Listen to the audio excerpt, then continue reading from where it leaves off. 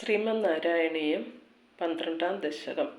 ഹിരണ്യാക്ഷ പ്രഭാവം, ഭൂദേവീഹരണം, വരാഹ അവതാരം എന്നിവ ഈ ദശകത്തിൽ പ്രതിപാദിക്കുന്നു.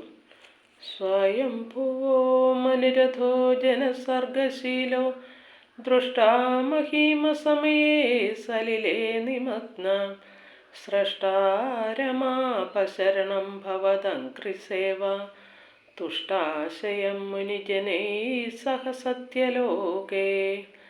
ബ്രഹ്മപുത്രനായ സ്വയംഭുവമനു പ്രജാഭിവൃദ്ധിക്ക് വേണ്ടി ശ്രമിച്ചുകൊണ്ടിരിക്കെ അകാലത്തിൽ തന്നെ ജലനിമഗ്നയായ ഭൂമിയെ കാണുകയാൽ മറ്റു മഹർഷിമാരോടൊത്ത് സത്യലോകത്ത് എത്തുകയും അങ്ങയുടെ പാദപൂജ ചെയ്ത് മനസ്സന്തോഷത്തോടെ ഇരിക്കുന്ന സൃഷ്ടികർത്താവിനെ ശരണം പ്രാപിക്കുകയും ചെയ്തു.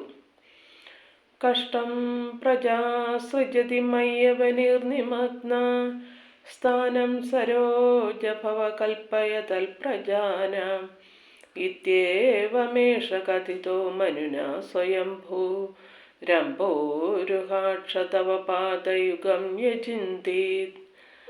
സരോജ സംഭവനായ ബ്രഹ്മാവേ, ഞാൻ പ്രജാസൃഷ്ടി നടത്തിക്കൊണ്ടിരിക്കെ ഭൂമി ജലത്തിൽ മുങ്ങിപ്പോയിരിക്കുന്നു.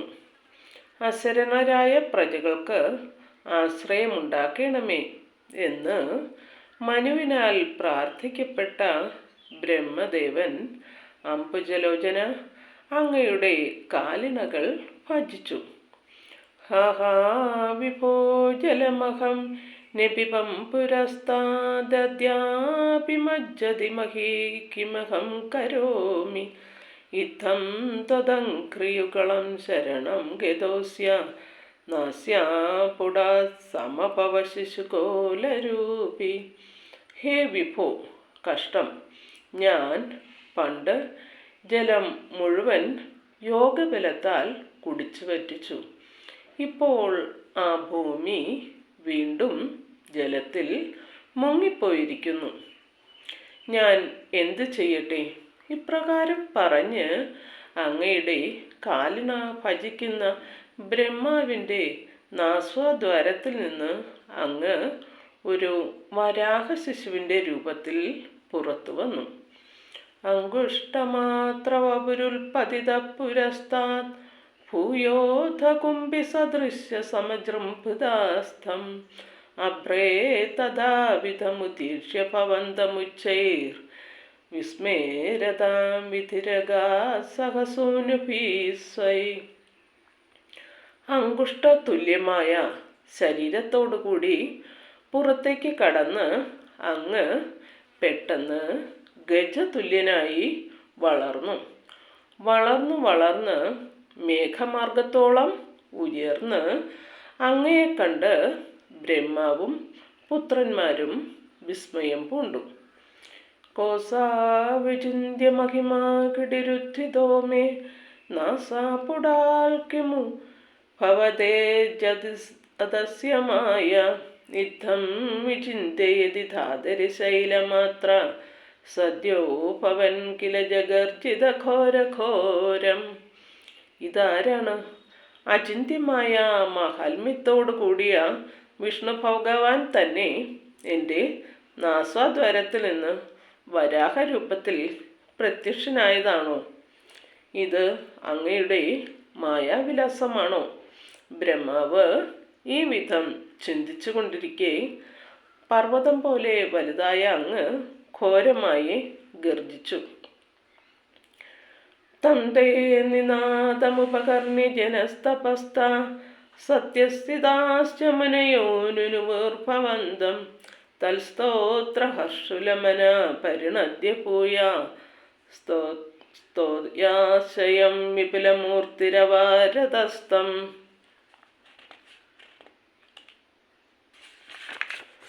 ഭൂമിയിലും തപോലോകത്തിലും സത്യലോകത്തിലും വസിക്കുന്ന മുനിമാർ അങ്ങയുടെ ഗർജനം കേട്ട് സ്തുതിഗീതങ്ങൾ മുഴക്കി.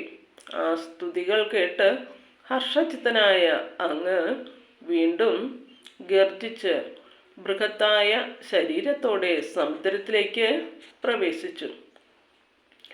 ഊർധ്വപ്രസാരി പരിധൂമ്രവിധൂതരോമ പ്രോക്ഷിപ്തബാലധിരവാങ്മുഖഘോരകോണ തൂർണപ്രതീർണ ജലദ പരികൂർണദക്ഷ്ണ സ്തോതഗ്യമുനീൻ ശിശിരേന്നവേതിരസ്തം. നീല നിറത്തിൽ മേൽപോട്ടുയർന്നു നിൽക്കുന്ന രോമങ്ങൾ ഇളക്കി വാലുയർത്തിപ്പിടിച്ച് താഴേക്ക് മുഖമായ വലിയ മൂക്കോടുകൂടി ഇറങ്ങുന്നതിലുള്ള ശീഘ്രത മൂലം മേഘപടലത്തെ പിളർന്നുകൊണ്ട് താഴോട്ട് പതിച്ച അങ്ങയുടെ ചുറ്റുന്ന കണ്ണുകൾ സ്തോത്രം പാടുന്ന മുനിമാരെ കാരുണ്യാമൃതം കൊണ്ട് തണുപ്പിച്ചു. അന്തർജലം തദന സങ്കുലനക്രചക്രം ഭ്രാമ്യത്തിമിംഗലകുലം കലുഷോർമിമാലം ആവിശ്യ ഭീഷണരവേണരസാതലസ്ത നാഗംപയൻ വസുമതീമവകേഷയസ്ത്വം.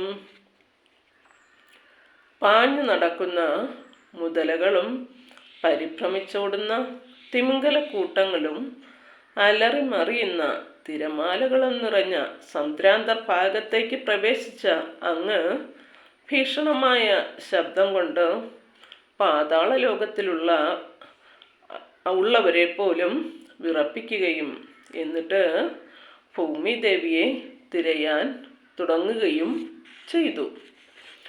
ദൃഷ്ടാദൈത്യഹതേന രസാതലാന്തേ സംവേശിതാം ചടുതി കൂടകിടിർവിഭോത്വം ആപാതുകാന വിഗണയ്യ സുരാരിഖേടാൻ ദംഷ്ട്രാങ്കുരേണ വസുധാമദദാ സലീലം.